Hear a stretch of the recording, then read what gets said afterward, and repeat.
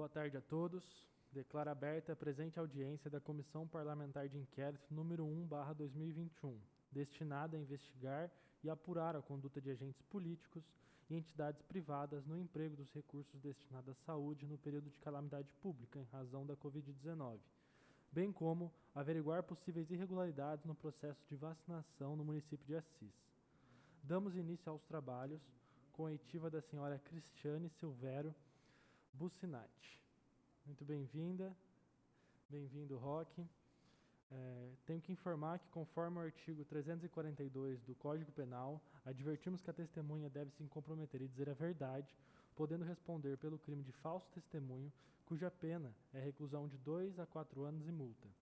Informamos ainda que o depoimento da testemunha constará em gravação de áudio e vídeo na forma dos artigos 215, 405, inciso 1º e 475, todos do Código de Processo Penal, combinados com o artigo 3º, caput, da Lei 1579 de 1952.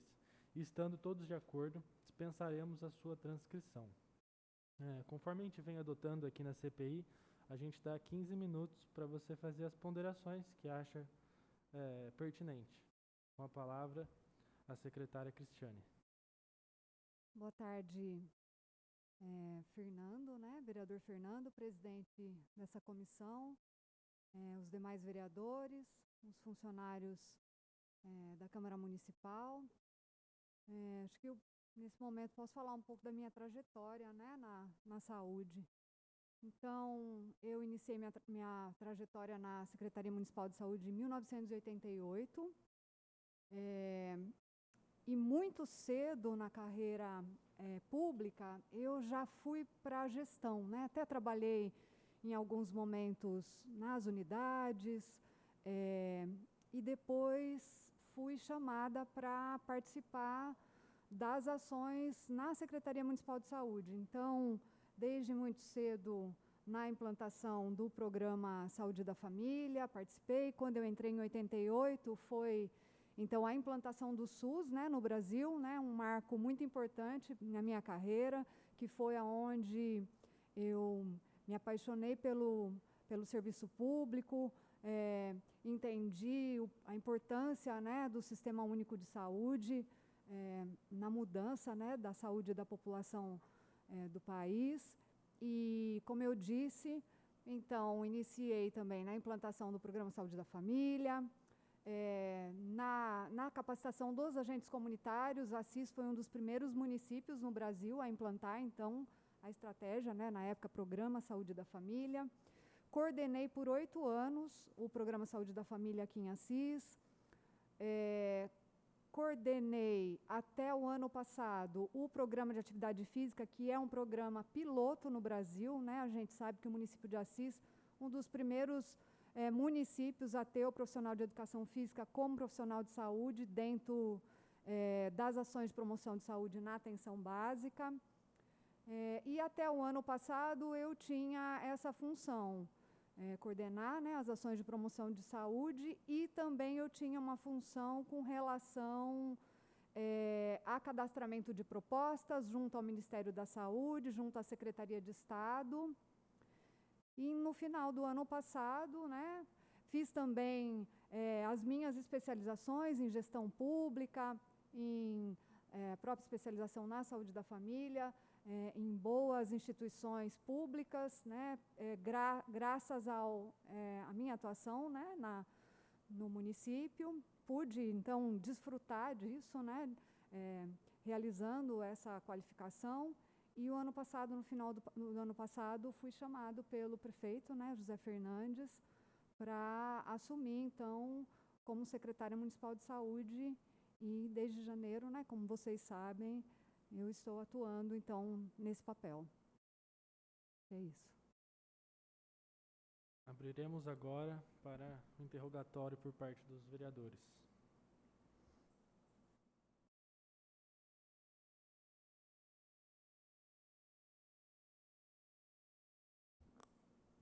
Pela ordem, senhor presidente. Com a palavra, a vereadora Vanessa. Obrigado. Cris, boa tarde. Obrigado por estar aqui. O Roque nos atendeu o nosso pedido para essa CPI que tem sido fundamental, né, para esclarecer alguns pontos. Então, inicialmente, eu gostaria que você falasse um pouquinho sobre a vacinação, desde quando iniciou, qual foi o procedimento, qual que é o método que vocês têm, né, tido aí em relação à vacinação. Fala um pouco para nós, explana um pouquinho sobre esse assunto, por favor. Então, a gente vem se preparando desde o início de janeiro, né, para a campanha de vacinação contra a Covid-19. Então, com o apoio da Secretaria de Estado, por meio do Grupo de Vigilância Epidemiológica. Então, o município foi orientado a fazer um plano municipal de vacinação. Então, nesse plano, a gente tinha que dizer qual era a estrutura que o município tinha para realizar, né, a vacinação e quais seriam as estratégias que o município adotaria. Então, nós fizemos esse plano municipal, passamos pelo Conselho Municipal, foi encaminhado para a Secretaria de Estado, e depois nós fizemos o plano operativo, que era efetivamente como seria a campanha de vacinação.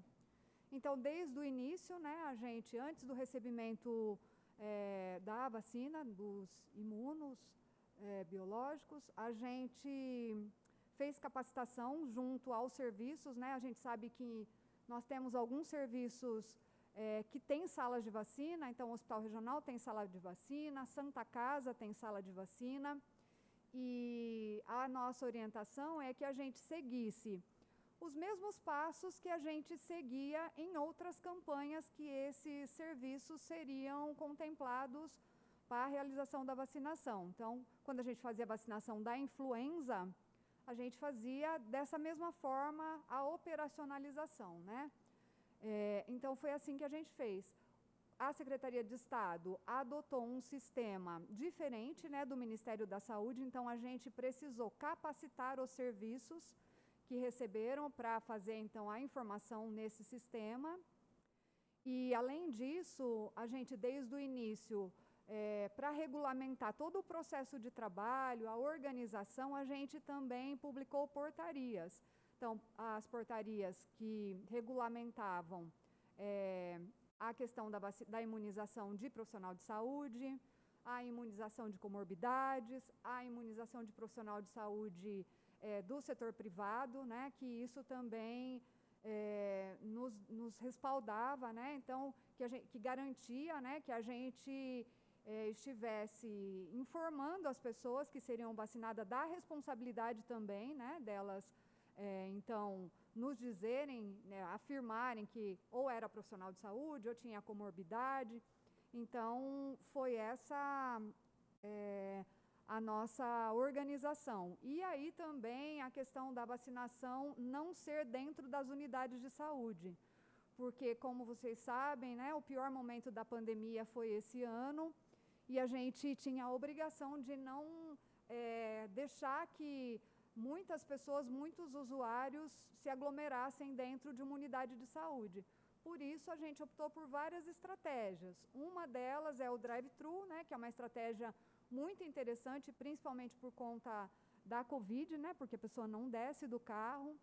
Então, aí a gente foi buscando, né, cada vez mais pensar em estratégias que a gente pudesse, de uma forma rápida, vacinar muitas pessoas. Acho que é isso. Segue em discussão.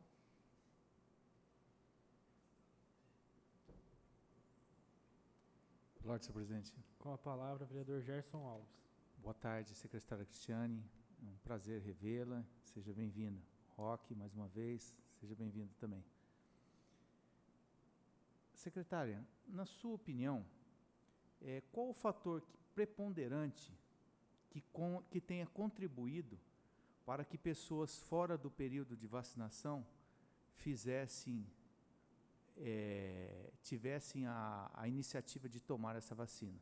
Claro, tirando de lado a irresponsabilidade dessas pessoas, mas o senhor acha que houve alguma falha no sistema, né, do Estado ou da própria Secretaria a respeito disso? O senhor acha que houve alguma coisa assim que poderia ter sido feito e, olha, acho que esse aqui foi o fator principal digo, além da falta de responsabilidade das pessoas que usaram uma oportunidade para se beneficiarem da vacina. Vereador Gerson, penso que o conceito que foi, principalmente com relação a trabalhadores de saúde, é um conceito bem amplo, né? Então, e também que pode gerar várias interpretações, né? Mas penso que todos, né, a Secretaria da Saúde, desde o início, como eu já disse anteriormente, buscou informar, né, o próprio conceito de trabalhador da saúde. A gente deixou muito claro isso desde o início nas portarias e na documentação que a gente entregou para todos os serviços. Então, penso que são duas coisas. Primeiro, que o conceito é um conceito que dá margem mesmo a várias interpretações, né? Quem são os trabalhadores da saúde, quem tem direito, né? Quem está no estabelecimento, por quanto tempo, né? E penso que isso não é um papel da Secretaria da Saúde, e sim das instituições. Por isso que desde o início a gente teve esse cuidado, né, de fazer um termo de responsabilidade, mostrando, orientando a todos os que receberam, né, os imunos biológicos, de que o conceito de profissional de saúde é o que está descrito no informe técnico. Mas penso que se as instituições usaram do critério que estava descrito, né, eu acho que é justo vacinar as pessoas, então. Nesse documento que a senhora mandou para essas entidades e responsáveis por vacinação, a senhora mencionava lá essa norma técnica? Sim. Era mencionado. Ela foi, acho que inclusive uma cópia, né? A gente fez uma pasta dessa, Sim. Com uma cópia da nota técnica impressa pela Secretaria de Estado, a portaria da Secretaria da Saúde, e um termo que as pessoas que recebiam assinavam, dizendo que estavam responsáveis, então, pela aplicação, de acordo com os critérios. Sim. Então, a senhora acredita que esse conceito de profissionais da saúde tenha colaborado em muito, por ser amplo e às vezes meio que com duplo sentido, às vezes, ou uma interpretação genérica da forma de como se analisar a forma? Eu penso que o critério foi amplo porque o objetivo em vacinar as pessoas, os profissionais de saúde, né, muitos são profissionais de saúde por formação e outros são porque estão atuando no estabelecimento. Vamos lembrar que o objetivo de vacinar essas pessoas nesse momento era que a gente precisava, né, a gente estava numa guerra, a gente precisava que esses estabelecimentos eles tivessem com toda a sua força de tarefa para atuar na pandemia. Então, né, esse é o objetivo. Eu acho que ficou amplo justamente por isso, né?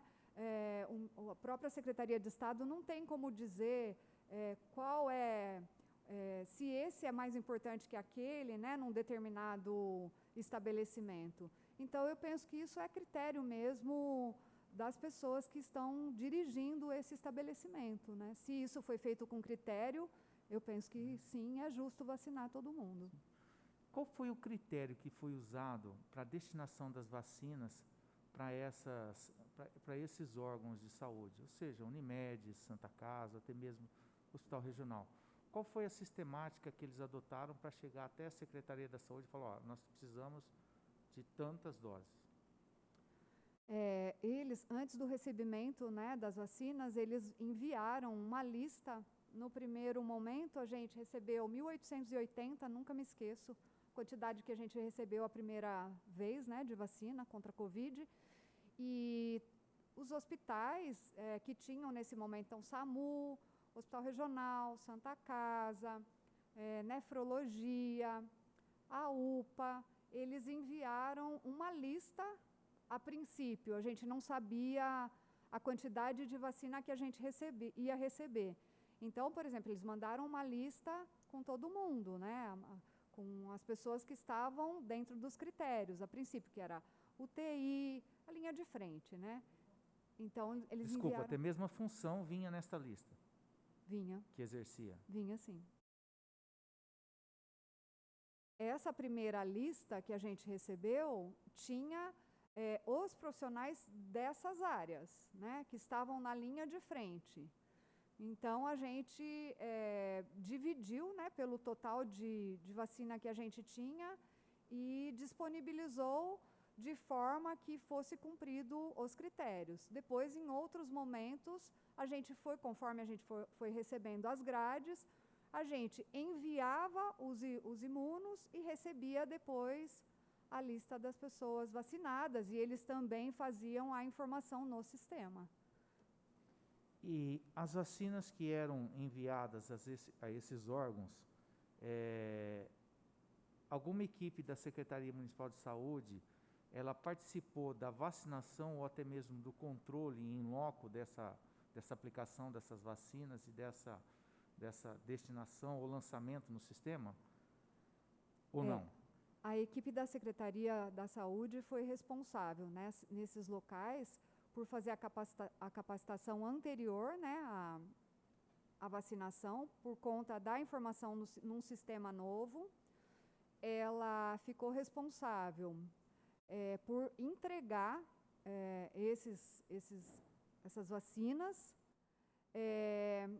e depois ir fazendo esse controle, né? Então, precisava de mais imuno, a gente encaminhava, a vigilância epidemiológica do município encaminhava de acordo com a necessidade dos serviços. Como que a Secretaria da Saúde recebeu a informação de que, em tese, algumas pessoas teriam burlado o sistema de preferência, né, de fila, né, de vacinação? E quais foram as medidas tomadas de imediato?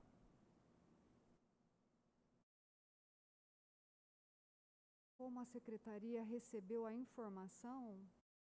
Isso, assim que ela tomou porque se repercutiu nas redes sociais, até mesmo na imprensa, que algumas pessoas teriam, em tese, né, furado fila.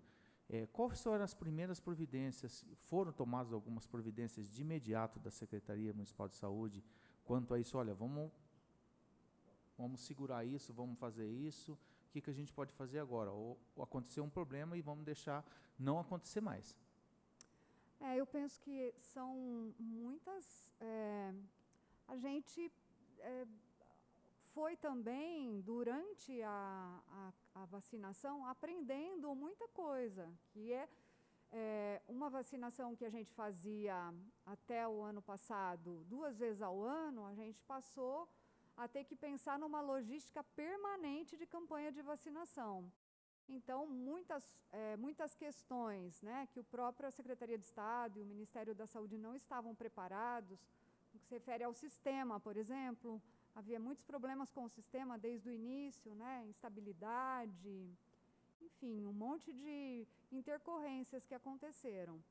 A gente fez, então, as portarias, e eu penso que quando a gente ficou sabendo que algumas pessoas poderiam ter burlado, a gente, primeiro, o tempo inteiro em contato com os serviços, né? Olha, e antes do recebimento da vacina, a gente sempre, com muita responsabilidade, falando isso, né? São doses contadas, né? A gente sabe que... Então, a gente sempre reforçando a questão do que está escrito no informe técnico, para todo mundo que fosse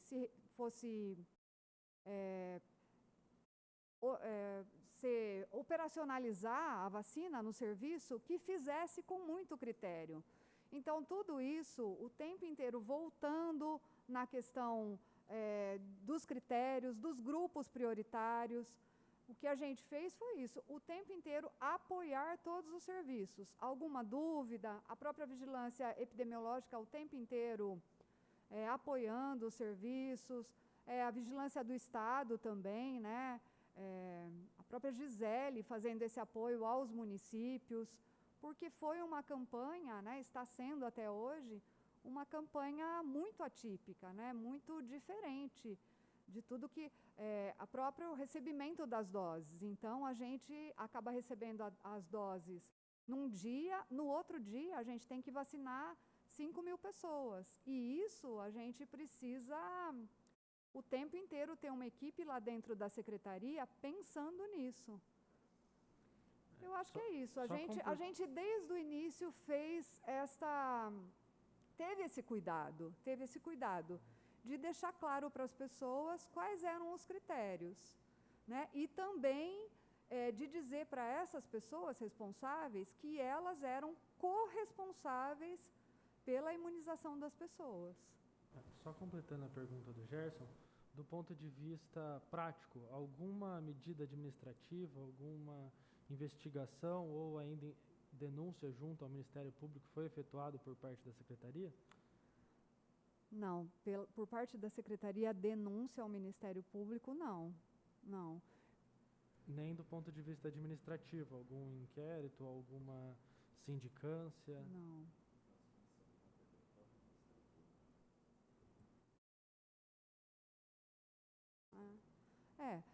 Isso acho que é importante salientar. Nós ficamos sabendo das pessoas, possíveis fura-filas, pela mídia e pelo Ministério Público, né?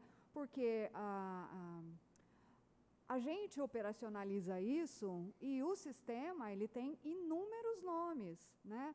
A gente não checa os nomes de 2.000 pessoas para saber, né? O que a gente faz é capacitar, no caso de comorbidade, e os profissionais de saúde privados. O que a gente fez foi capacitar os nossos trabalhadores para que eles pudessem interpretar, né? O próprio departamento jurídico da Secretaria da Saúde e a Vigilância Epidemiológica, eles se responsabilizaram, né, por avaliar essas solicitações, se estavam dentro dos critérios então, necessários para ser vacinado. Pela ordem, senhor presidente. Com a palavra. Por ser uma questão objetiva, eu acho que eu posso falar. É importante que se esclareça qual é a definição de profissional de saúde pelo informe técnico do Estado de São Paulo. Está atrelado ao estabelecimento de saúde e não à atividade que o profissional exerce.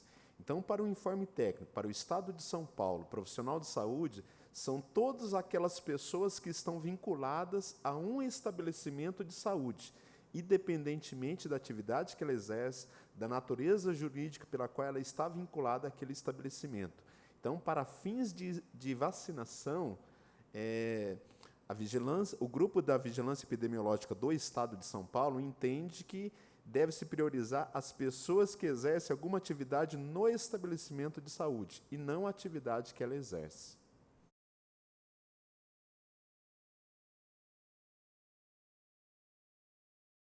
Segue em discussão. Peço a palavra. Com a palavra, a vereadora Viviane Dalmas. Obrigado, presidente. Obrigado, secretária Roque, por estar aqui esclarecendo. É bastante importante esses esclarecimentos, né? Vocês acabaram de colocar para a gente explicando quem são esses profissionais da saúde. E também colocaram que faziam essa seleção para ver se estava dentro da norma técnica, né? Então, esse cadastramento, como que se dava? Ele encaminhava para a secretaria uma solicitação, era um requerimento, e quem que fazia que dava o parecer favorável, né, dessas instituições? Porque nós olhávamos na lista e aí só saía profissionais da saúde, né, como o advogado está colocando, que profissionais da saúde pode ser o atendente, o agente de limpeza, enfim. Mas como que daí se fazia esse checamento dessas instituições particulares que estavam caracterizados como os profissionais da saúde? São duas situações. Primeiro, dos hospitais, eles, como eu disse desde o início, eles se responsabilizaram em eleger as pessoas dentro do estabelecimento que estivessem dentro dos critérios. Isso é uma situação. Com relação aos profissionais de saúde de clínicas privadas, a gente foi publicado uma portaria, e nessa portaria existe lá uma solicitação que a pessoa faz, ela se responsabiliza, então ela escreve lá, ela afirma que ela está dizendo a verdade, né? Então ela coloca lá as pessoas que fazem parte daquele estabelecimento de saúde que eles devem ser vacinados. E isso está regulamentado por uma portaria. Perfeito.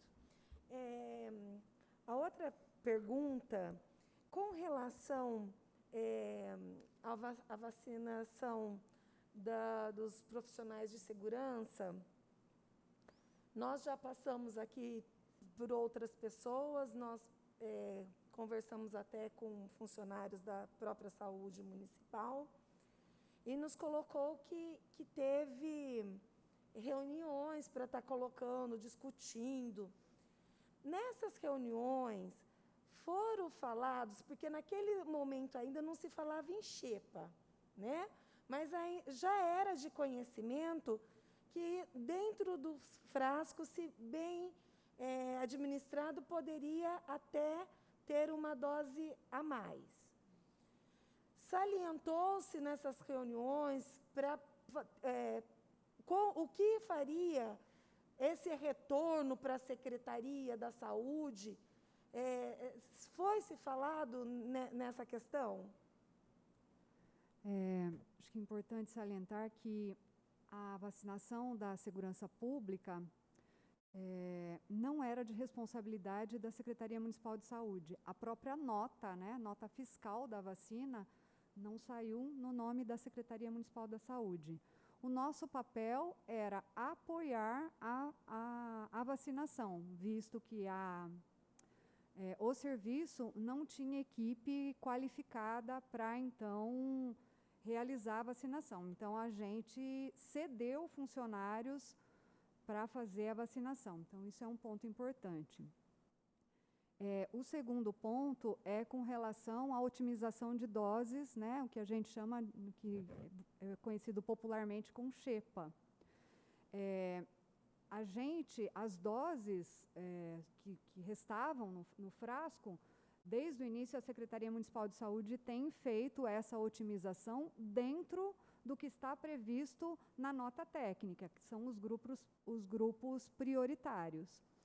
Então, o que foi acertado com o Grupo de Vigilância do Estado é que as doses que sobrassem nos frascos, a otimização de doses seria encaminhado para a Secretaria Municipal da Saúde, para a Secretaria fazer o mesmo procedimento que a gente faz com a vacina do município. Naquela época, o tempo da vacina, vida útil delas, eram de 6 horas. A Secretaria da Saúde teria condições de administrar essas doses durante esse horário? Teria. A outra pergunta já não é da vacina, é sobre o hospital de campanha. Você colocou para nós que o pior momento da pandemia se deu esse ano, né? Nós tivemos muitas dificuldades com relação a vagas, né, dificuldades de leitos. Você não acha que foi precipitado esse fechamento? No que ocasionou esse fechamento do hospital, sendo que ainda nós não tínhamos nem conhecimento ainda de como ficaria essa situação? Então, com relação ao hospital de campanha, a gente precisa lembrar que no ano passado, logo no início, né, da pandemia, os estudos mostravam que cerca de 80% da população iria se contaminar. E que as pessoas iam precisar de leitos de hospitais. Então, foi nesse intuito que foi implantado o hospital de campanha. Lembrando que o hospital de campanha, ele era para os 12 municípios, né? Então, cerca de 247 mil pessoas se beneficiariam com o hospital de campanha. Então, no ano passado, foi implantado, né, o hospital de campanha, que atendeu por 3 meses alguns pacientes que necessitavam, então, de um cuidado. Me lembro que, inclusive, os pacientes que estavam nas instituições de longa permanência, uma das instituições de longa permanência iniciou lá um surto, e foi o hospital de campanha que minimizou todo o estrago que poderia ter acontecido a essas pessoas que estavam nessas instituições, porque muitos deles foram, então, internados lá. E aí aconteceu o fechamento, né, do hospital de campanha, porque os dados epidemiológicos mostravam que, naquele momento, a gente tinha a pandemia controlada. Então, penso que, naquele momento, foi uma decisão acertada, porque foi uma decisão que teve um olhar para o cenário epidemiológico. Mesmo que naquela época não teve queda de números de Covid, de pacientes com Covid, naquele momento a gente só tinha um aumento de números, de óbitos e falta de leitos? Não, naquele momento a gente não tinha um aumento de óbitos e a gente tinha leito disponível, uma taxa de ocupação que as nossas unidades hospitalares poderiam dar conta, sim. Segue em discussão. Pela ordem, senhor presidente. Com a palavra, Gerson Alves. Englobando esse assunto também, secretária, o município tinha recursos para se instalar um novo hospital de campanha? Se tinha, por que não fez? Era uma estratégia ou tinha-se uma previsão de que iria passar? O porquê que não se instalou um novo hospital de campanha? Visto que a demanda de leitos era muito grande e sofremos bastante com a falta de leitos. Esse ano, nós, desde o início, desde a primeira semana, no primeiro sábado de janeiro, nós fizemos uma reunião com a Secretaria de Estado por conta da necessidade de pensar em estratégias para minimizar os danos, né, da pandemia. Então, nessa primeira semana de janeiro, a gente rapidamente pensou na ampliação de testagem para a população. Então, foi criado o Centro de Atendimento Covid. E também nós chamamos os municípios, os 12 municípios, para falar sobre a necessidade de ampliação de leitos na nossa região. E foi a partir daí que a gente fez a ampliação de 10 leitos no Hospital Regional, e depois também a ampliação de leitos clínicos, né? Então, 32 leitos na Santa Casa, sendo 24 leitos financiados pela Secretaria de Estado. E depois também a gente, isso é uma decisão que é uma decisão colegiada, dentro de um grupo que se reúne toda terça-feira, que é o Comitê Regional de Contingenciamento. Então, esses leitos, desde o ano passado, eles são pactuados regionalmente, então eles estão no mapa de leitos do Estado. Então, isso é pensado de acordo com as características da região, né, os dados, o cenário epidemiológico. Então, tanto é que a própria desmobilização dos leitos, ela é uma prerrogativa regional. Então, acho que eu penso que o que foi possível dentro das estruturas disponíveis, mesmo a questão de equipes, a gente não encontrava equipe, né? Todas as equipes estavam muito cansadas por toda a exaustão mesmo, né? Que esses meses da pandemia. Então, eu penso que a gente utilizou muito bem os equipamentos e, assim, cabe salientar todo um esforço dos hospitais, né? A Santa Casa, o Hospital Regional, os municípios, os hospitais aqui do município, né? Em buscar toda a estrutura do hospital para atender a necessidade de saúde do momento. Sim, eu entendo que houve um grande esforço, né, até mesmo do governo estadual, enfim, municipal, em ampliar leitos, mas o sistema, infelizmente, colapsou. O UPA ficou lotado de gente que não era para estar lá, porque não tinha lugar, muita gente nem no UPA podia ficar, enfim, colapsou. Por mais que essas ações que foram feitas pelo poder público não foram suficientes. Volta a pergunta. Existia recursos financeiros para se instalar um novo hospital de campanha? Essa é a primeira pergunta. Tinha recursos financeiros para se instalar um novo hospital de campanha? Segundo, nosso sistema estava colapsado. Precisava de mais alguma... O hospital de campanha não seria uma saída? Por que não foi adotado uma nova tentativa, ou se mesmo a opção de se instalar um hospital de campanha? É claro, respondendo a primeira pergunta, existia recurso financeiro para instalar um novo hospital de campanha? Existia efetivo suficiente para tocar um hospital de campanha? Essas são as perguntas que eu gostaria de fazer diretamente para a senhora. Não existia efetivo para tocar um novo hospital de campanha. Isso, de novo, né, acho que não foi uma estratégia pensada pela equipe de gestão e pelo próprio Comitê de Contingenciamento Regional, devido à dificuldade de conseguir profissionais de saúde, de conseguir equipamentos, né? Nesse momento, o que a gente precisava era utilizar as estruturas que a gente tinha na nossa região para dar conta. E isso a gente fazia o tempo inteiro. A comunicação entre a regional de Marília e demais regionais, porque isso chegou um momento que a gente extrapolou a nossa DRS, né? A gente buscou estruturas fora da nossa própria DRS e vice-versa, né?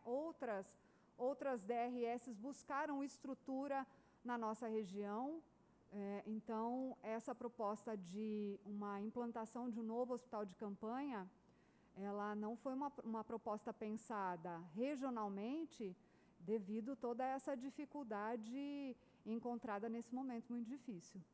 Mas existia o recurso para se instalar o hospital de campanha, ou a senhora acredita que não existia o recurso? Olha, existia, a gente recebeu, a gente tinha recursos do ano passado, né, que vieram para esse orçamento, que foram utilizados para pessoal que atuava diretamente no enfrentamento. A gente não recebeu recurso novo. No pior momento da pandemia, a gente recebeu recurso para utilizar nos leitos. Então, a implantação dos 10 leitos, eles foram financiados pelo Ministério da Saúde. A implantação dos 24 leitos para a Santa Casa de Assis, esse recurso foi financiado pela Secretaria de Estado. A gente recebeu recurso casado para a implantação de leitos em unidade hospitalar. Então vamos lá, vamos colocar numa ordem bem cronológica. Primeiro, existia recurso para se instalar um hospital de campanha, sim ou não? O recurso vinculado, não existia recurso vinculado para a implantação de hospital de campanha. O município não tinha verba para se montar um hospital de campanha? O município, você está dizendo, recurso de fonte 1 ou recurso vindo carimbado para as ações de Covid? Ações de Covid, isso. Não, recurso vinculado para a implantação de um hospital de campanha nunca existiu. Nunca existiu. Mas complementando a pergunta do Gerson, existia a possibilidade financeira da Secretaria Municipal de Saúde instalar um novo hospital de campanha, independente se é vinculado ou não? Não, isso não foi uma decisão pensada pela Secretaria Municipal de Saúde. Volto a dizer, as ações, principalmente no que se refere à implantação de leitos hospitalares, elas são discutidas regionalmente. Isso é uma decisão tomada em discussão regional, no Comitê Regional de Contingenciamento, que se reúne toda terça-feira, olhando para os dados epidemiológicos e olhando para as estruturas que a região tem. Para completar, então, a instalação do hospital de campanha em 2020, ela foi uma decisão dessas regionais? Ou foi uma decisão do município? Eu não consigo afirmar isso, porque eu não participei dessa reunião.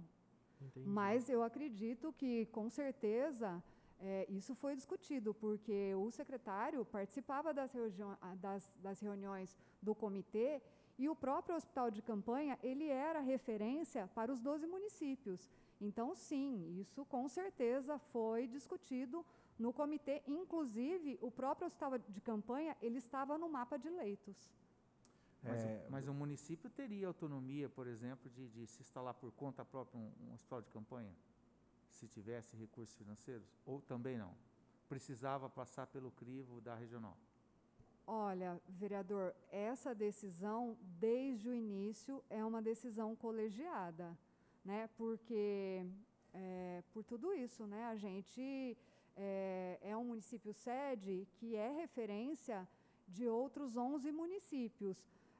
Os próprios leitos, né, da Santa Casa Municipal, da Santa Casa de Assis, que são os leitos nossos, eles não são só do município de Assis, eles são da região. Pela ordem, senhor presidente. Com a palavra. Boa tarde, secretária. Obrigado pela presença.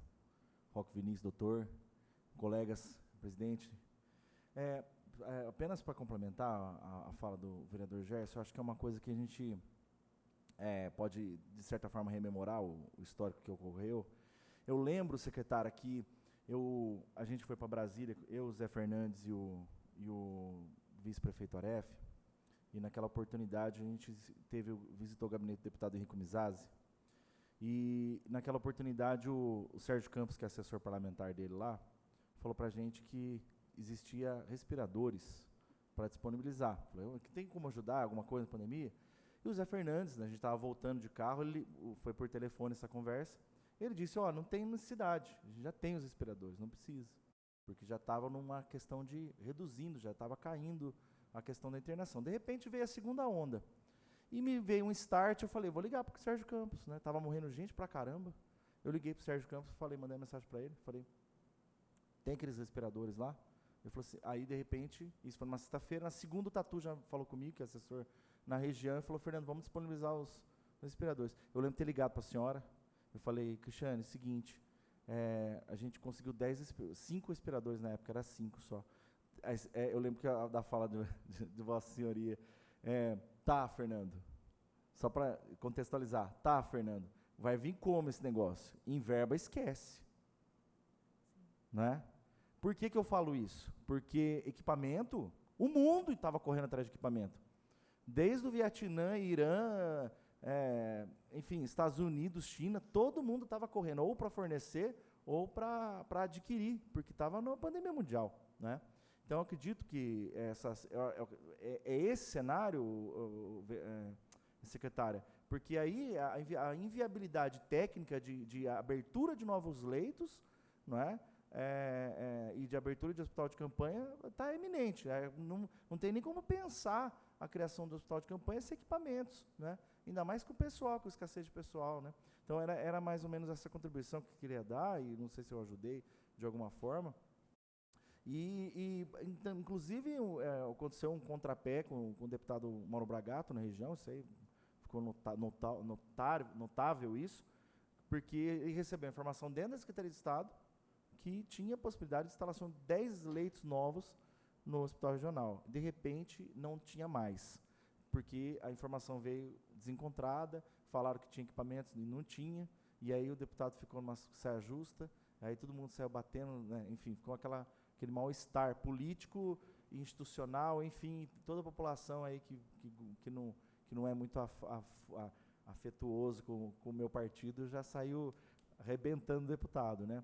E foi uma falha de informação dentro do governo, né? Isso é uma coisa que é até difícil de falar, mas é justamente para falta de equipamentos, né? E não tem como mesmo verificar essa situação de abertura, eu acredito. Enfim.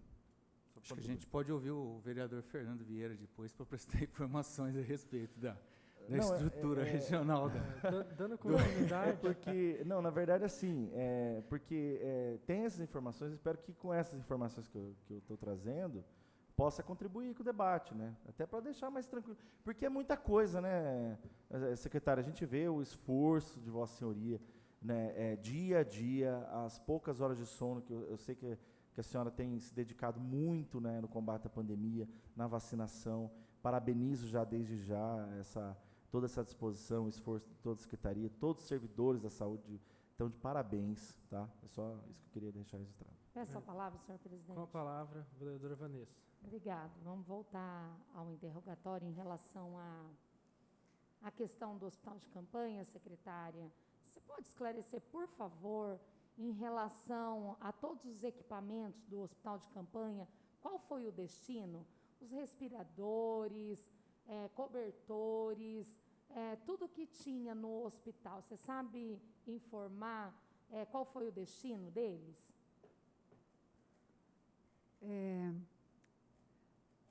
Bom, primeiro lembrar, né, que o ano passado a minha função não era dar destinação para essas coisas, mas sim, foram divididos para o serviço, né? Os os cobertores foram para a UPA, enfim, todos os equipamentos que tinham lá no hospital de campanha foram dados os destinos, tinham patrimônio municipal, né? Então, foram divididos para os serviços de saúde. Eu queria fazer uma pergunta em relação ao valor empregado para construção e viabilização do hospital de campanha. Você tem ideia estimada de quanto foi gasto? Não faço ideia. A gente tem algumas informações e seria algo por volta de R$400 mil. Eu queria fazer uma pergunta agora, já que você é uma técnica da saúde. Se você fosse a secretária na época, você teria optado por fazer um investimento tão volumoso em um centro de atendimento que prestou serviço ao município por tão pouco tempo? Você considera que foi um bom investimento do ponto de vista da gestão? Vamos lembrar que os hospitais de campanha não foi uma estratégia só do município de Assis, né? Vários outros municípios optaram por essa estratégia, né, de guerra mesmo, né, por conta disso que a gente falou desde o início, né, dizer que em março de 2020, em torno dos 80% da população que se contaminariam, 20% teriam complicações clínicas, na nossa região, é um número muito significativo. Então, eu penso que naquele momento onde ninguém sabia qual era a estratégia, porque vamos pensar num momento normal, né, a gente sabe quais as ações que a gente precisa fazer no tratamento da hipertensão, da diabetes, quais as estratégias que a gente precisa fazer quando a gente tem uma epidemia de dengue, né? Isso são coisas conhecidas para todo mundo que está na área da saúde, atua na gestão, sabe como isso, né? E a pandemia veio e as pessoas, ninguém sabia. Eu penso que foi sim relevante a estratégia da implantação de um hospital de campanha por todas essas justificativas que não só o município de Assis, mas todos os outros municípios que implantaram, eles pensaram nisso, né? Em socorrer, dar mais estruturas que pudessem dar conta de socorrer as pessoas. Acho que sim, foi sim uma estratégia. Mas era uma opção do município, então, escolher onde esse recurso ia ser destinado. Ou seja, o recurso que foi empregado no hospital de campanha não era uma verba carimbada, vinculada diretamente para o hospital. Poderia ter sido investido em outra coisa. Essa pergunta vem no sentido, porque diversos outros municípios, o exemplo de São José dos Campos, em vez de gastar todo esse recurso num hospital de campanha, que, se a gente for olhar bem, o projeto era insustentável, o custo do hospital de campanha por mês custava às contas públicas mais de R$100 mil, outros municípios optaram por estrutura permanente, reformaram o que já tinha de unidade de saúde, adaptou, tornando esse investimento perene para o município. O caso de São José dos Campos, por exemplo, que construiu do zero um hospital pré-moldado com recursos parecidos, em valores parecidos com o que a gente gastou aqui. Então, de novo, eu repito a pergunta. Se fosse a sua gestão, você acredita que teria feito esse investimento de um jeito diferente?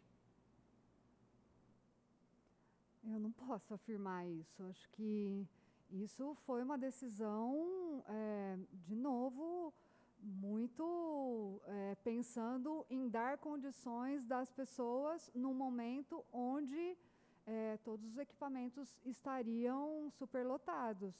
Eu acho que muito relevante pensar isso e, inclusive, pensar que não seria só utilizado para as pessoas do município de Assis e que seria utilizado e foi utilizado porque outras pessoas de outros municípios vieram, né, se tratar aqui no hospital de campanha. Então, eu penso que sim, foi uma estratégia acertada no momento. Mas, conhecendo o orçamento da pasta, e já, como você mesmo já evidenciou que trabalha muito tempo na Secretaria de Saúde e participa, você acha que era sustentável, seria hoje sustentável arcar com, em média, 80, 90 mil reais por mês para sustentar um projeto, como era o hospital de campanha? A Secretaria de Saúde tem investimento suficiente para conseguir fazer que esse investimento se prolongue ao longo do tempo?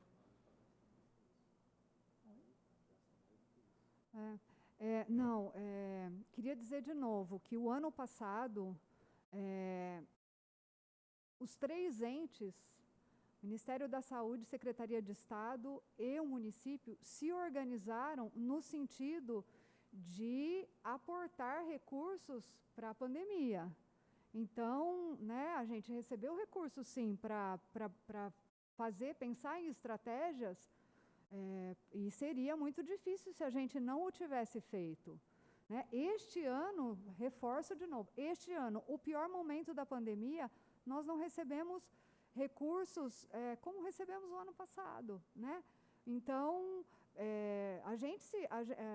o ano passado foram montadas estruturas, vamos pensar, o próprio EPI, que a gente não gastava nada, muito pouco, né? A gente usava muito menos EPI, máscara, luva, álcool gel, a higienização das unidades, sem contar o custo, né, que triplicou da noite para o dia.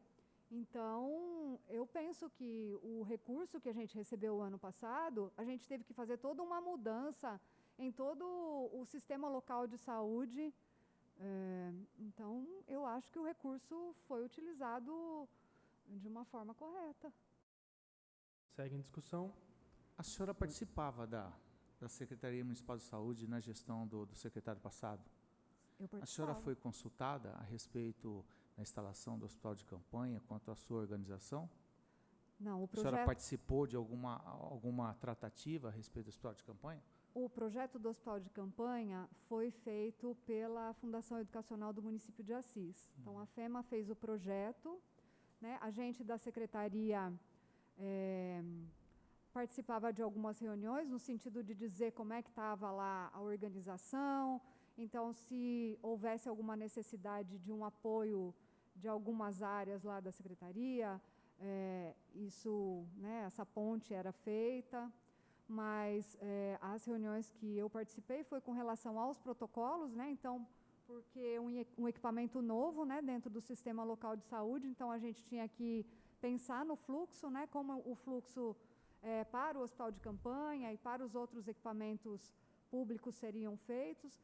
Então, participei de algumas reuniões com relação ao que se refere ao processo de trabalho, sim. Mas a estruturação dele, não. A Da estruturação. forma de como foi montado? Não. Não, né? Certo. Só uma pergunta a respeito dos profissionais da saúde. A senhora acha que faltou profissional para atender a demanda? Ou foi suficiente os profissionais de saúde que nós tínhamos no combate a essa pandemia? Faltou profissionais de saúde? E se faltou, se existia a possibilidade de ter contratado mais profissionais, até mesmo por uma situação temporária ou não, não existia essa possibilidade? Você se refere à rede municipal de saúde Sim. ou aos hospitais? Sim. A rede municipal? Isso. Eu acho que a necessidade que a gente tinha, a gente supriu no início de janeiro com o Centro Covid, né, onde a gente contratou, por meio do processo seletivo, alguns profissionais plantonistas para fazer esse atendimento e o profissional de enfermagem.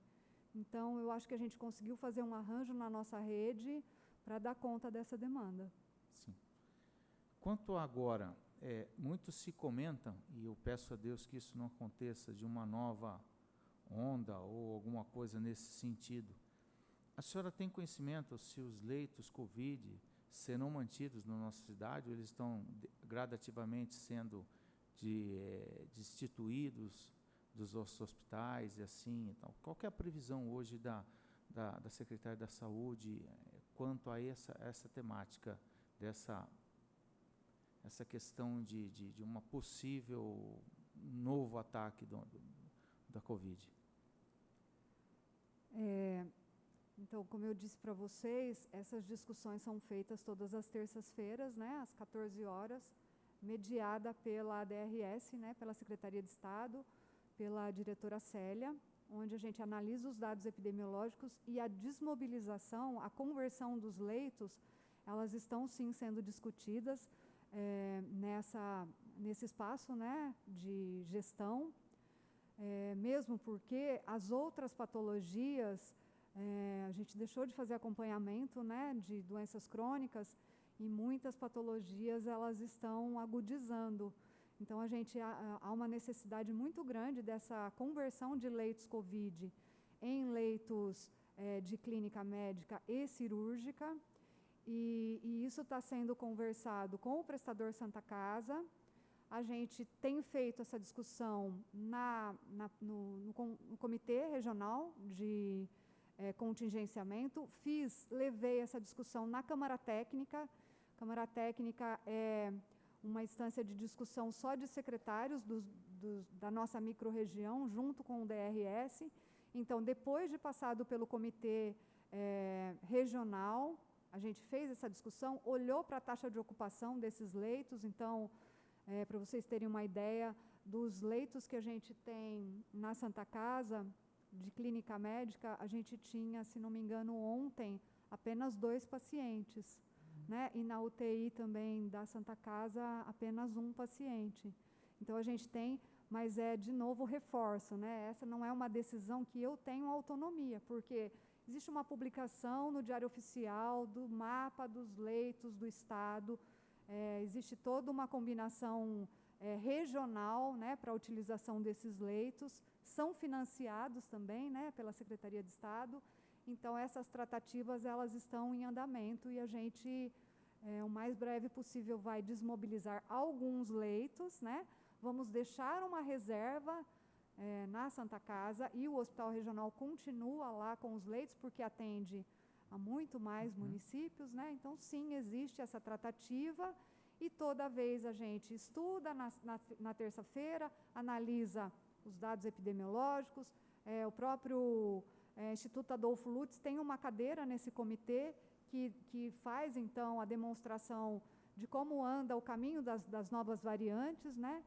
E é assim que a gente trata a mobilização e a desmobilização de leitos. E as UTIs se enquadram nessa mesma sistemática, secretária? A senhora acha que será possível? Eu sei que é difícil financeiramente manter uma UTI, né? Mas o senhor acha que é possível ou vai ocorrer essa desmobilização dessas UTIs que hoje nós temos disponíveis em Santa Casa e até mesmo no regional? Eu sei que isso não compete à senhora, mas a senhora, como a senhora participa muito dessas reuniões, a título de informação, acho que a senhora pode contribuir não só para essa CPI, mas também como uma informação para a Câmara Municipal e a todas aquelas pessoas que vão ter acesso a essa sessão de hoje. O indicador é de desmobilizar o TI também, né?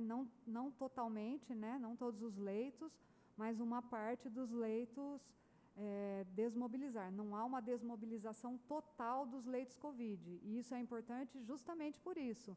A gente deve pensar que a pandemia não acabou. Existe sim um risco, né, da gente voltar novamente a ter o agravamento, né? Então, a gente tem todo esse critério. Então, a desmobilização vai ocorrer, mas não total. Mas ela não está ocorrendo, não ocorreu ainda. Não ainda. Ainda estão mantidos os leitos lá Estão de UTI mantidos. Covid, estão permanentes. Sim, Permanentes não, temporários, né? sim. Peço a palavra, senhor presidente. Com a palavra o relator Ramon. Boa tarde, senhora Cristiane, boa tarde, doutor Roque. Sou Ramon, vereador e nomeado relator da CPI. A senhora é servidora pública de carreira, como já disse desde o início, e desde janeiro de 2021 ocupa o cargo de confiança como secretária municipal de saúde. A senhora tem autonomia decisória nas questões específicas da sua pasta ou as decisões são compartilhadas com o gestor principal? Sim, o prefeito nos dá essa autonomia, mas a gente compartilha sim com ele, né? Inclusive porque tem desde o início, desde janeiro, nos dado muito apoio no que se refere às questões especificamente da pandemia. Então, ele nos dá total autonomia, sim, para as decisões. Certo. Ciente da diminuição dos casos da Covid-19, mas diante da possibilidade de uma nova cepa no município, como já constatado em Ibirarema, em Marília, quais as medidas que pretende adotar ou que foram adotadas para evitar um novo pico, visto que o poder de disseminação e contaminação da nova cepa é muito maior? Vereador Ramon, a gente continua realizando todas as ações, principalmente porque a gente entende que muitas ações, elas são mudança de comportamento. Então, a gente continua, primeiro com uma central de monitoramento de casos. Então, a gente tem uma central onde profissionais de saúde fazem contato com as pessoas que são positivas e a gente faz esse monitoramento dos sintomas. As ações da vigilância sanitária elas continuam, elas são permanentes, né? Então, a gente continua com as equipes ampliadas no período da noite, aos finais de semana, nas madrugadas, para que a gente possa evitar a aglomeração. A gente continua com as ações de educação em saúde, então, nas mídias, nas redes sociais da Secretaria da Saúde, e as unidades de saúde continuam realizando um horário protegido para testagem, enfim, todas as ações previstas, né, no que se refere ao combate da pandemia, mesmo com a diminuição de casos, elas são mantidas. Tá. Como funciona a aquisição de materiais e insumos? Eles são pela própria Secretaria Municipal da Saúde ou pela Comissão de Licitação da Prefeitura? A Secretaria Municipal da Saúde tem o departamento administrativo, o Almir Moreno, responsável por esse departamento. Lá nesse departamento são feitas as cotações, o processo burocrático, e a gente encaminha para a Comissão Municipal de Licitação. Certo. Estão sendo disponibilizados já desde o início aos servidores públicos máscaras e equipamentos de proteção individual, álcool gel, álcool líquido e outros. há uma diferenciação entre os servidores das diversas secretarias no recebimento desses materiais? Eu não sei informar com relação às outras secretarias, mas a Secretaria Municipal de Saúde disponibiliza para todos os servidores, Todos os servidores, indistintamente. indistintamente. Só para complementar a pergunta que o Ramon fez, para ficar claro, as licitações, os processos licitatórios são feitos na secretaria ou na prefeitura? Não, Não são ficou muito feitos pela comissão, pela Comul. Pela comum. claro. Que é do município. Isso. Ok. Com referência à administração da UPA, é sabido que há servidores municipais e servidores terceirizados pela FEMA. Como é realizada essa gestão? A gestão da UPA, existe o gestor operacional, né, que é a Fundação Educacional do município de Assis. A gestão operacional é feita pela UPA, pela FEMA, me desculpe. Então, as decisões são tomadas não pela Secretaria de Saúde, mas sim pela Fundação. A gente se reúne, posso dizer que desde janeiro a gente tem se reunido pelo menos uma vez por mês, mas as decisões do cotidiano do serviço, a questão do processo de trabalho é de responsabilidade do gestor operacional FEMA. Da FEMA. Complementando a pergunta do Ramon, qual que é o papel da Secretaria de Saúde na gestão da UPA, se é que existe algum? A gente faz, então, o monitoramento, né, do gestor operacional. Então, a gente tem uma pessoa lá na secretaria que é responsável pela média e alta complexidade, que é a Ângela Major, que é a referência da rede de urgência e emergência, e todas as tratativas referentes ao serviço são feitas, ela é a referência, são feitas Mas ela trabalha na Secretaria Municipal da Saúde. O gestor operacional, a gente é responsável por receber, então, a escala de médico, por entender como é que está sendo a utilização do recurso repassado pelo município, o recurso federal. Isso a gente faz, inclusive, em conjunto com o Conselho Municipal de Saúde, onde tem uma comissão de orçamentos e finanças, que, inclusive, a FEMA faz prestação de contas com indicadores rotineiramente para o próprio Conselho Municipal de Saúde. Essa gestão operacional da FEMA, ela inclui a aquisição de materiais, insumos utilizados na UPA ou fica para a Secretaria Municipal? Não, ela faz a aquisição de insumos e materiais. Ela que faz também. Tá. E a ISALUTE, qual o papel desenvolvido por ela na administração da UPA? A senhora tem conhecimento? A ISALUTE, que a gente tem conhecimento, foi nos apresentado, é uma assessoria, porque a FEMA quer fazer uma acreditação, uma certificação de qualidade da UPA, para melhorar a qualidade do atendimento. Então, essa empresa está fazendo, na verdade, essa assessoria para que isso aconteça, para que aconteça essa certificação e para que ocorra mudanças no próprio processo de trabalho dentro lá da unidade de pronto atendimento. Certo. Bom, não se discute o seu desprendimento, digno dos mais efusivos elogios, não só por mim, pelos colegas que antecederam, pelo seu desprendimento à frente e a sua dedicação à frente da secretaria. Mas nós temos recebido, como a senhora também deve ter recebido, reclamações com referência à fiscalização exercida pela vigilância sanitária, desde a ausência de fiscalização ou parcialidade na fiscalização de alguns estabelecimentos comerciais. Como que a senhora tem lidado com isso, procurado dirimir esses conflitos, esses problemas que têm surgido?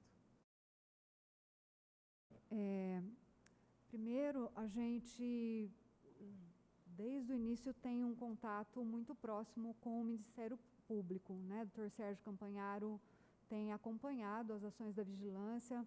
Inclusive, a gente encaminha semanalmente um relatório no que se refere às fiscalizações, né, de estabelecimentos por conta da pandemia. Então, a gente encaminha para ele semanalmente um relatório de como foi a fiscalização, inclusive com relatório fotográfico, né, dos locais de possível aglomeração ou as chácaras que ocorrem essas festas clandestinas. Então, a gente tem um canal desde o início, inclusive com reuniões entre Ministério Público, Polícia Militar e a Secretaria da Saúde com membros da vigilância. Certo. O que a gente fez foi reforçar a equipe da vigilância, compondo algumas equipes de profissionais de saúde que possam dar conta de realizar a educação em saúde. Então, a gente dividiu em 6 equipes que fazem essa fiscalização, principalmente de quinta a domingo, de dia, à noite, de madrugada. E essas equipes têm um contato direto com Polícia Civil e Polícia Militar, para que a gente possa realizar o nosso trabalho com segurança. E também a gente tem realizado reuniões com os estabelecimentos, principalmente os estabelecimentos que mais têm dado problema. Então, acho que isso também foi uma estratégia que melhorou, né? E, em última instância, a punição, interdição, multa,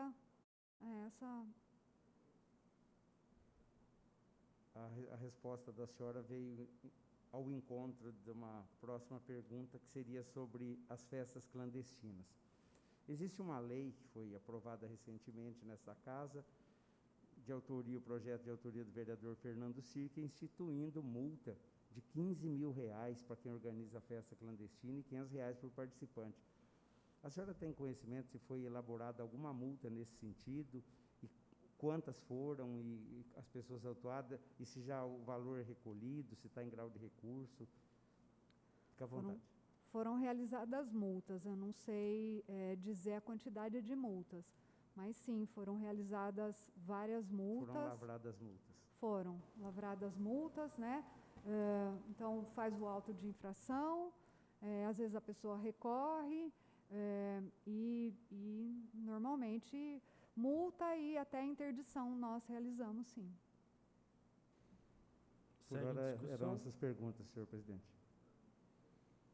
Pela ordem, senhor presidente, apenas para não parar nenhuma dúvida, todo o processo licitatório feito pelo município, independente de qual secretaria, é direcionado à Comu. É esse departamento responsável. O que as secretarias fazem, a exemplo de nós na Secretaria da Saúde, é que nós fazemos e nós realizamos as cotações, nós realizamos as especificações para formular esse edital. Mas o processo licitatório é feito integralmente pela Comu. Mesmo porque, desculpa. Eu agradeço, doutor Roque Vinícius, pela sua parte, tudo visando esclarecer a busca da verdade real, que não é outra finalidade da CPI. Aqui nós não... O doutor Roque já esteve presente numa outra oitiva, acompanhando a servidora da saúde a respeito da vacinação no batalhão, e nós pretendemos aqui, dentro do princípio da legalidade, da ampla defesa, do contraditório. A senhora não está aqui como investigada, né, e sim prestando as informações necessárias, visando esse esclarecimento. Então, não estamos aqui uma caça às bruxas, né? Procuramos ser justos, sem, contudo, sermos justiceiros. É essa a nossa intenção, de informar com um relatório finalizado todas as oitivas, fornecer um relatório do que foi apurado, estritamente o que foi apurado, de forma objetiva, sem apresentar questões subjetivas nesse relatório. Muito obrigado. Segue em discussão. Pela ordem, presidente. Com a palavra, vereador Douglas Azevedo. Obrigado. Boa tarde, Cristiano Silvério, Roque Vinícius Dias. Apenas para esclarecimento, a senhora sabe me dizer quem do batalhão que forneceu a lista de vacinados para a Secretaria Municipal da Saúde? Não, nós não recebemos lista do batalhão. Não? Não. Obrigado. Eu tenho algumas perguntas para fazer. Eu queria começar esclarecendo a UPA. A gente aqui nessa Casa de Leis, todos os vereadores têm um papel fiscalizador, mas que infelizmente vem sendo dificultado pela falta de transparência que a gente vem notando aí em relação à FEMA. Como você disse, a FEMA vem fazendo a gestão da UPA desde a gestão passada da Secretaria de Saúde, não é uma coisa que aconteceu na sua gestão. Eu queria entender qual é o exato papel pela Isalute, porque no site da Isalute consta que ela presta o serviço de telemedicina, principalmente na cardiologia. Só que o que consta para a gente é que eles assumiram a gestão da UPA, mais ou menos como você disse, com operacionalização de trabalho, dinamização de tarefas e tudo mais. Qual que é o real papel da Isalute na UPA? Como eu disse, a Isalute, ela sim faz telemedicina, tem lá esse apoio, né, apoio diagnóstico na UPA, mas também a Isalute tem atuado junto à FEMA com relação à mudança no processo de trabalho da unidade de pronto atendimento, principalmente buscando uma certificação de qualidade de atendimento. Você sabe se a Isalute tem contratados trabalhando na FEMA? Ela contrata funcionários? Não, eu não sei.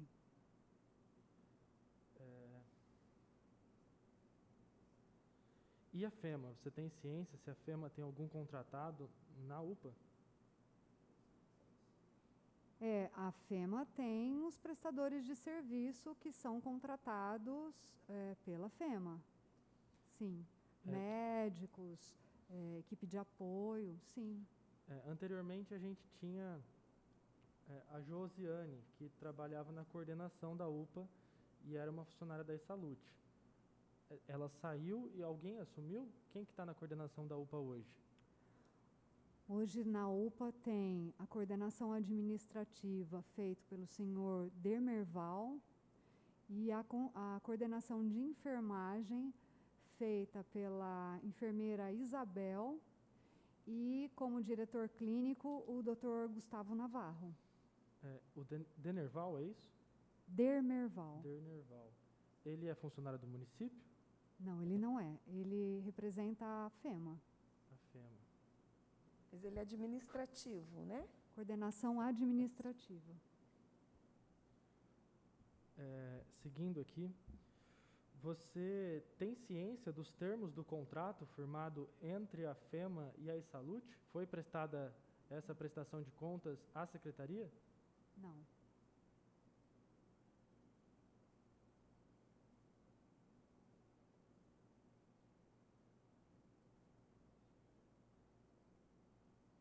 Nem em relação às obrigações que a Isalute teria perante a administração da UPA? Além do que você já expôs, é claro. Não. Em relação à alimentação dos funcionários da UPA, a gente sabe que é fornecido marmitas para que eles possam fazer alimentação. Quem que fornece essas marmitas? É uma equipe terceirizada. Contratada pelo município? Não, contratada pela FEMA.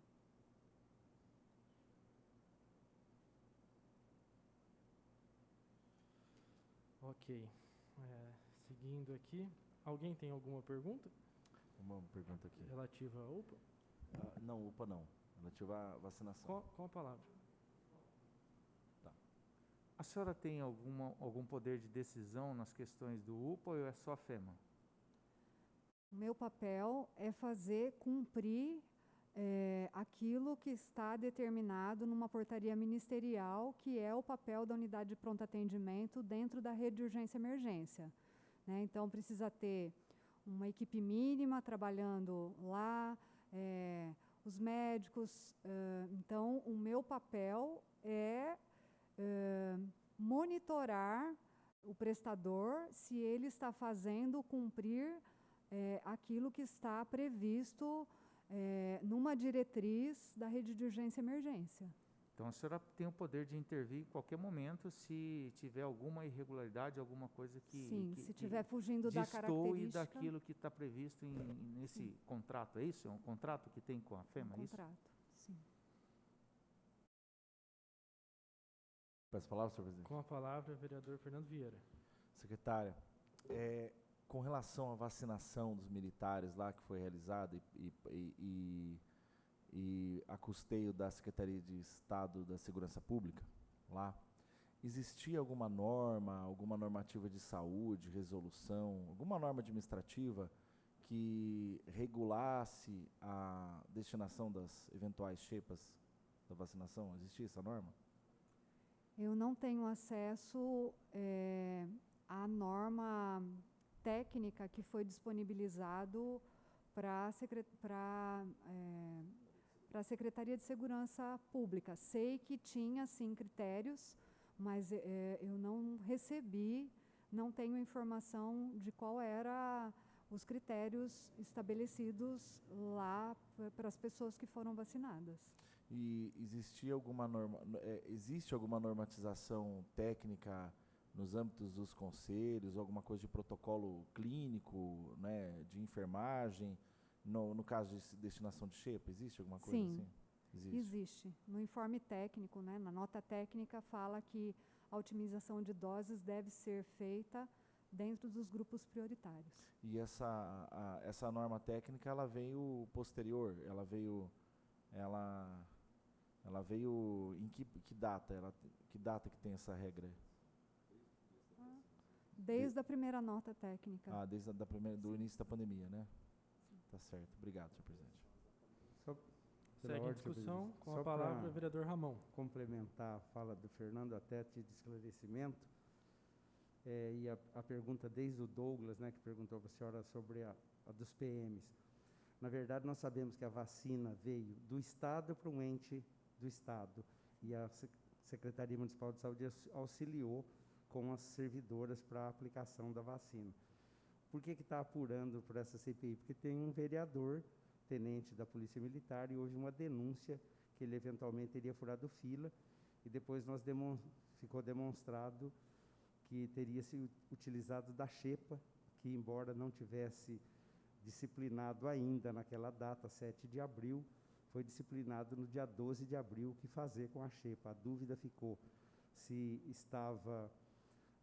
eles ficou decidido numa reunião que eles devolveriam a sobra de vacina para a Secretaria Municipal utilizar, ou se devolveriam, ou se poderiam utilizar. Não estava disciplinado isso. É essa a dúvida, mas a senhora não participou dessa reunião, razão pela qual não foi feita nenhuma pergunta nesse sentido. Só para esclarecer. Obrigado. Peço a palavra, senhor presidente. Com a palavra, a vereadora Vanessa Eugênia.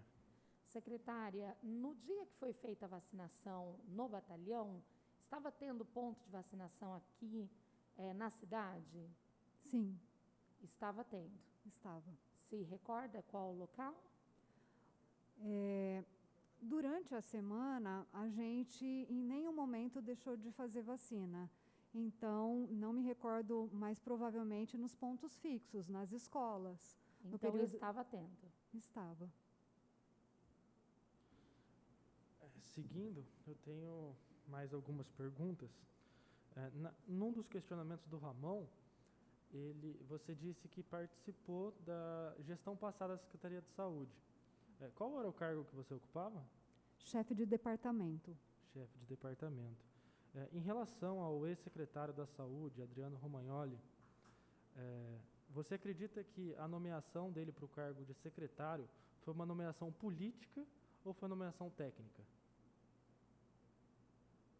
Tendo em vista formação e todos os aspectos técnicos que eu tenho certeza que você conhece. O Adriano, ele participou, esteve lá com a gente dentro de um colegiado de gestão, né? Nesse colegiado de gestão, antes dele ser nomeado secretário. Então, ele pôde contribuir, ele passou um período... ele já foi secretário de assistência social, então penso que ele sim, tem sim um perfil de um gestor municipal. De um gestor de saúde? Olha, ele tinha um grupo de gestão que o apoiava. Então, eu acho que Mas, foi uma decisão do prefeito. Não mas, cabe a mim. Exato, mas objetivamente, como uma servidora da saúde, que, como você disse, desde 1988 trabalhando na área, objetivamente, você acredita que foi uma nomeação técnica ou uma nomeação política? Eu acredito que foi uma nomeação técnica. Ok. Dando continuidade, a gente enviou uma série de ofícios à Secretaria de Saúde, 2 ofícios extensos. Eu gostaria de perguntar quem que respondeu esses ofícios à comissão? Quem que participou da elaboração das respostas? São várias perguntas, né? Então, eu acho que muitas pessoas contribuíram. Por exemplo, questões voltadas para a atenção básica. Quem respondeu foram as técnicas e a coordenadora da atenção básica. Questão voltadas para financiamento. Foram pessoas que tinham acesso às informações lá no departamento administrativo. Cada questão foi direcionada para as áreas afins. Mas você tem ciência do conteúdo de todas as respostas que foram enviadas a essa comissão? Tenho. Um questionamento que surge aqui é que foi muita demora para a resposta desses ofícios, né? Apesar de trabalhoso, a gente demorou 2 meses aí, foi proposto 1 mês para a resposta, prorrogado por mais 1 mês, e coincidentemente as respostas vieram no fim do expediente da Câmara, no último dia do prazo. Eu queria saber se houve alguma orientação política para retardar essas respostas e por que demorou tanto. Não houve nenhuma orientação política. A gente revisou algumas questões, eu pessoalmente, algumas questões que faltavam, dados. Não houve nenhuma solicitação política. Nenhuma pressão, nenhuma orientação em nenhum momento. Pela ordem, senhor presidente. Com a palavra.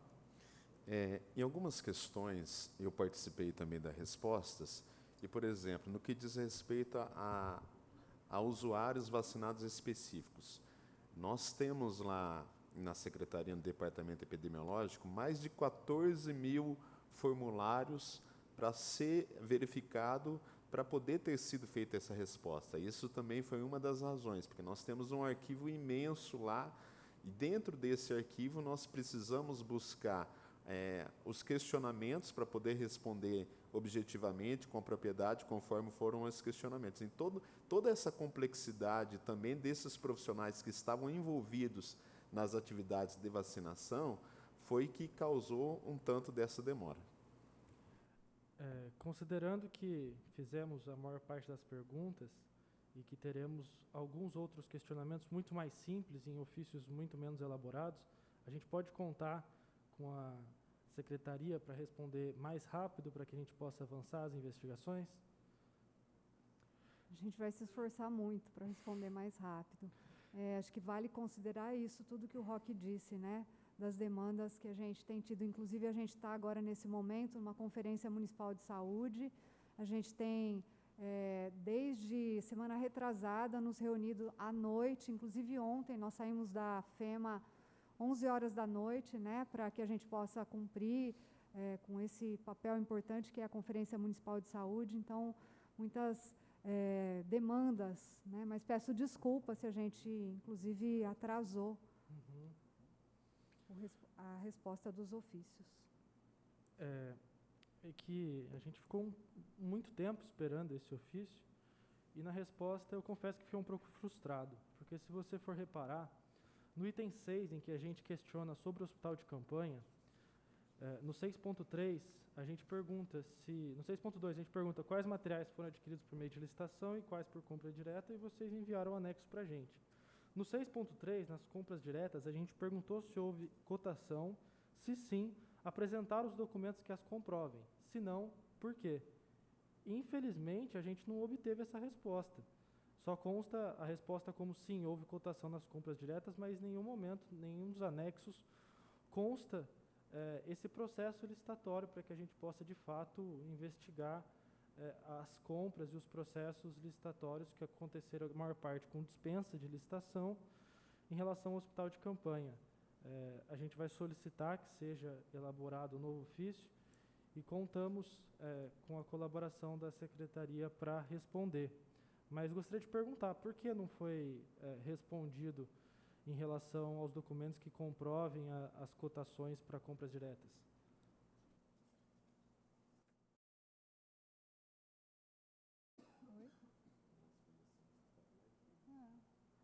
O que a gente forneceu foram todos os anexos que a gente tinha disponível na Secretaria da Saúde.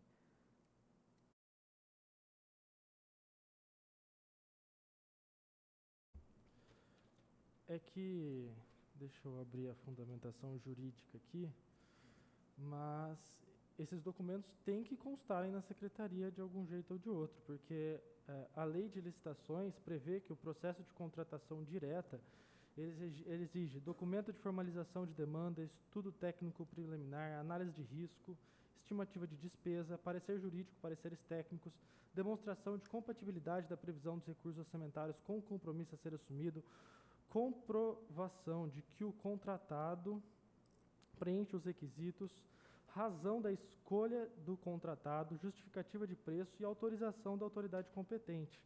Esses documentos não constam na Secretaria de Saúde?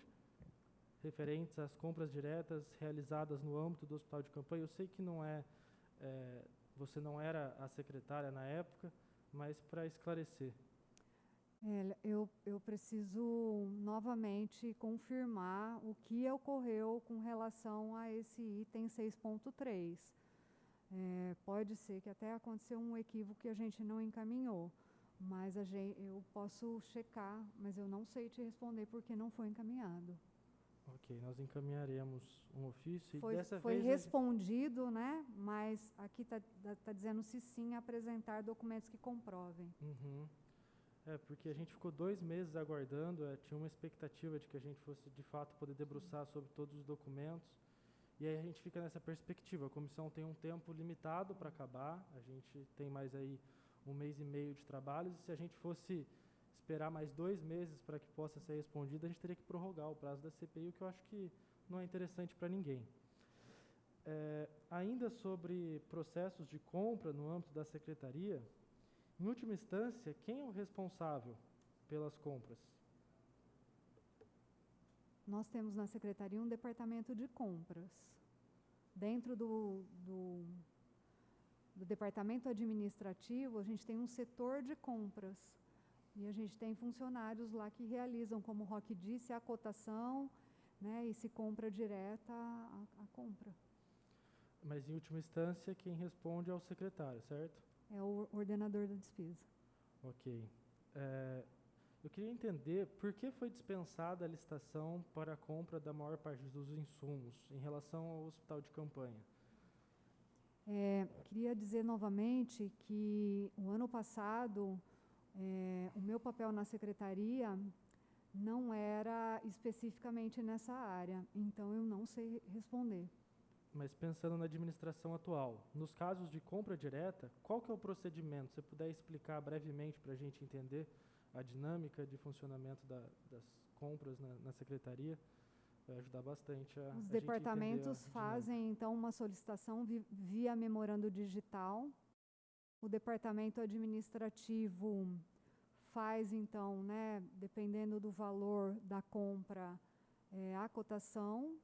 E para as compras diretas, isso é de responsabilidade do departamento administrativo.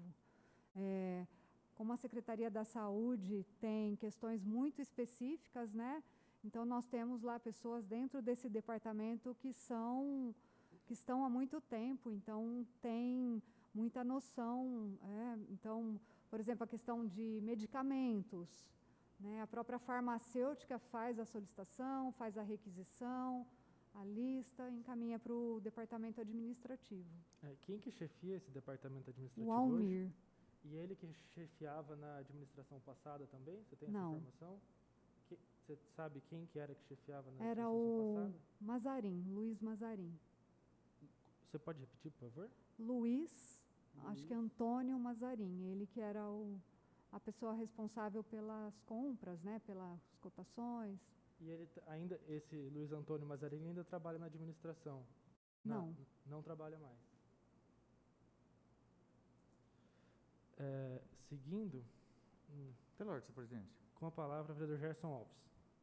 Secretária, só para a gente entender, desculpe até às vezes a ignorância, né, para a gente entender o sistema como funciona, mas vamos supor que a secretaria pretenda comprar, adquirir máscaras descartáveis. Vamos supor que ela queira lá adquirir 50 mil máscaras. Quem faz o processo de compra? É a secretaria? Quem dá o início? Como que é esse desencadear, desde a ideia até a concretização da compra? Qual que são as etapas? Por onde passa todo o trâmite normal? Qual seria? A senhora consegue responder isso para a gente? Sim. Nós temos uma central de abastecimento, uma central onde a gente tem material de enfermagem, e lá nesse setor a gente faz o controle de estoque, né? Então, as próprias 2 servidoras que atuam lá, elas fazem o contato no caso de EPI ou mesmo de material de enfermagem, e isso é sinalizado ao departamento administrativo. E aí, a partir disso, são feitas o processo licitatório por meio da Comul, né? Ou, se houver a possibilidade de compra direta, né, de acordo com a lei orçamentária, feita as cotações pela Secretaria Municipal de Saúde e a compra. Então o contato com as empresas, vamos supor, os orçamentos. Vamos supor que eu tenho que arrumar lá, não sei se funciona de 3 orçamentos, né?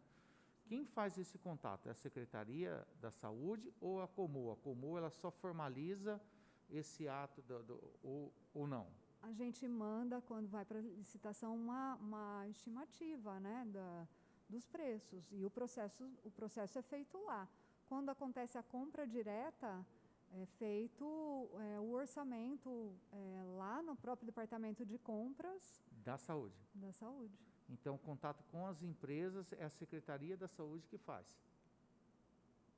Quando é compra direta, sim. Quando é compra direta, sim. Quando Sim. não é compra direta, Vai para a Comissão Municipal de Licitação.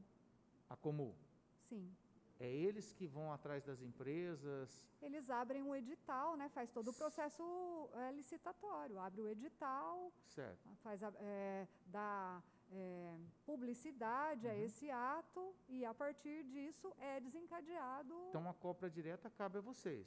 A outra Sim. compra, a Comul. É ela que vai lá atender a solicitação de vocês. Compra de 500 mil máscaras. É encaminhado. É encaminhado. Eles vão correr atrás de todo o processo licitatório. É isso? Mesmo na compra direta?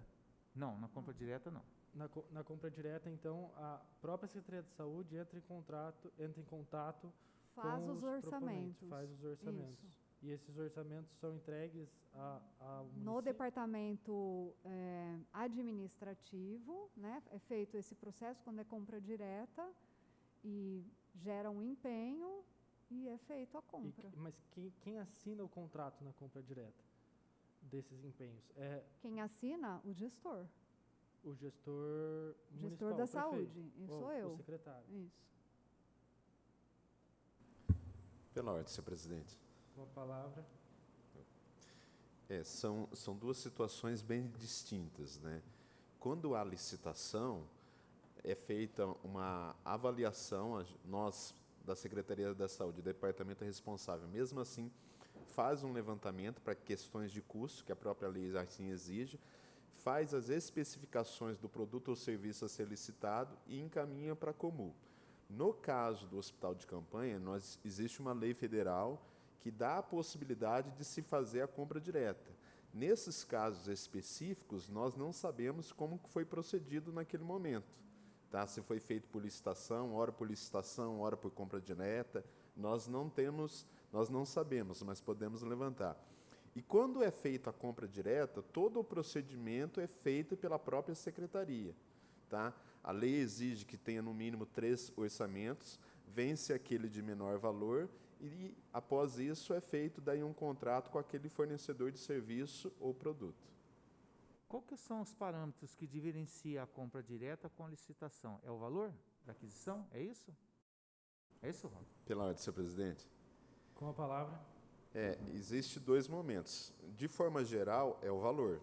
No caso da pandemia, por conta de uma decretação de calamidade pública, daí existe uma lei específica dando a possibilidade desta compra direta. Então, aí não existe limite de valor. Via regra geral seria o valor, mas no caso da pandemia ela abre essa exceção para que se possa aí dar celeridade no processo através da compra direta, é isso? Show. E no caso da compra direta, tem alguns requisitos, por exemplo, a gente, que nem o Gerson falou, ter que pegar 3 orçamentos diferentes, esse é um requisito. E esses orçamentos eles ficam arquivados na secretaria. Em relação a restrições das empresas contratadas para fornecimento de que quer que seja a Secretaria de Saúde, existe alguma vedação?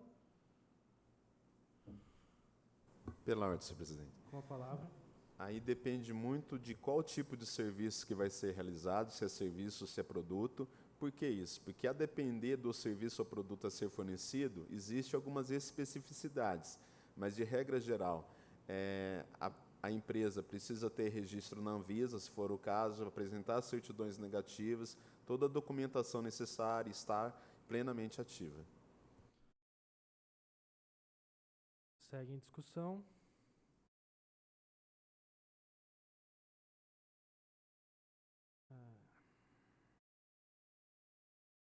No caso de fornecimento de insumos à Secretaria de Saúde, empresa com pendência junto ao CADIM pode fornecer insumos para a Secretaria de Saúde?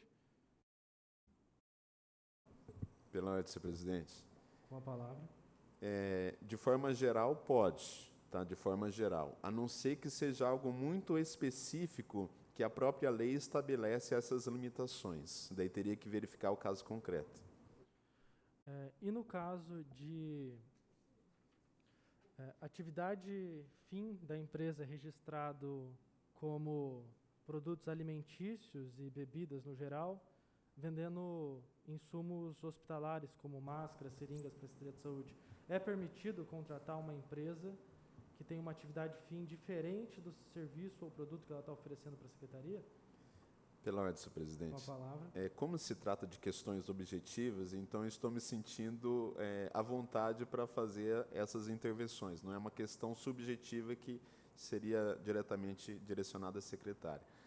O que precisa ser analisado nesses casos é que a legislação nossa, ela permite numa empresa até 16 atividades. O que pode acontecer, não estou dizendo que é ou não, que existe uma atividade principal, mais 15 outras atividades secundárias. Não, mas para facilitar a sua resposta, no caso objetivo de uma empresa que está registrada com 2 atividades fins, venda de bebidas e comercialização de produtos alimentícios no geral, uma empresa dessa teria condições formais de fornecer máscaras, por exemplo, à Secretaria de Saúde, do ponto de vista... Se não estiver registrada nas atividades secundárias, nessas outras 15 possibilidades, não é possível. Tem que obrigatoriamente estar. Muito obrigado. E tem como verificar isso, Roque? Pela ordem, essa senhor atividade presidente. secundária? Existe essa possibilidade? Sim, basta fazer uma consulta na JUSESP ou no próprio site da Receita Federal. E no caso específico,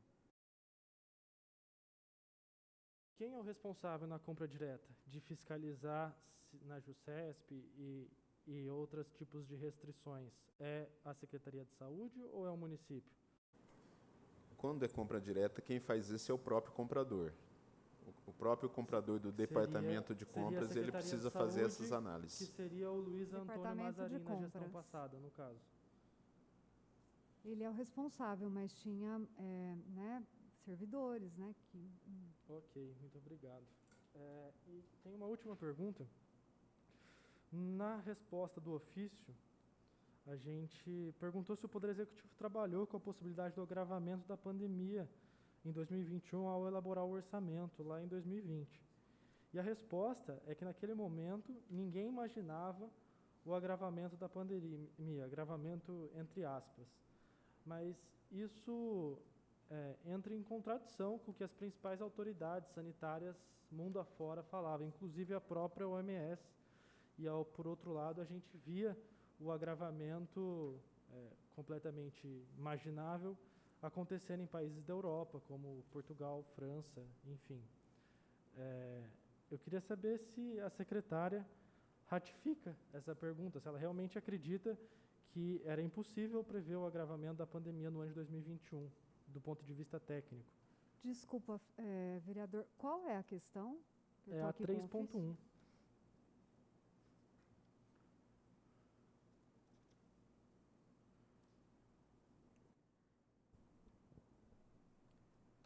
Eu penso que a resposta diz sim, que a gente reforçou as estratégias utilizadas até o momento, visando melhorar o atendimento da população. Cabe lembrar que a gente implantou um serviço no início de 2021 totalmente financiado com recursos próprios, que é o Centro de Atendimento Covid, que teve no início desse ano um papel muito importante para que a gente possa minimizar os efeitos da pandemia. Então, com relação a investimentos do orçamento 2021, eu penso sim que o poder público implementou ações, né, com recursos próprios, fez investimentos pensando na diminuição dos agravos causados pela pandemia. Mas, objetivamente, de fato, você acredita que ninguém imaginava que poderia existir o agravamento da pandemia? Olha, a gente tinha incertezas, né? Não havia... a gente não tinha certeza de nada. A gente pode olhar para os dados epidemiológicos. O início de janeiro, a gente não tinha ainda a dimensão de tudo que a gente ia passar de março até julho, né? Quando houve a queda. Né? Então, o cenário que a gente viveu nesse período foi um cenário nunca visto. Então, acho que difícil prever, né? Alguém tem mais alguma colocação? Para finalizar, então, mesmo agora, a gente viu aí que a Secretaria de Saúde, principalmente a Vigilância Sanitária, como foi já dito aqui em outras convocações, reclamou da falta de efetivo na vigilância sanitária. Só que, por outro lado, a gente viu durante esse ano, que foi a principal parte de agravamento da pandemia, o número de comissionados na prefeitura crescer. Eu queria saber se em algum momento houve alguma articulação da Secretaria Municipal de Saúde para que se fossem contratados mais efetivos através dos cargos comissionados. Houve essa negociação? Houve esse pedido ao prefeito municipal?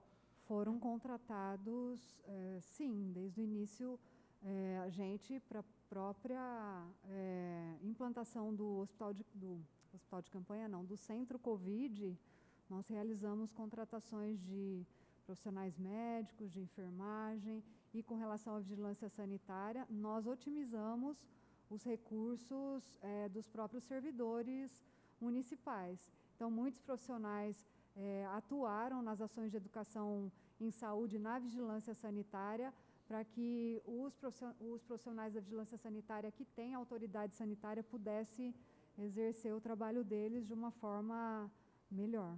Mas especificamente sobre os cargos comissionados, você citou aí médicos e tudo mais, acredito que eles não tenham sido contratados de forma comissionada.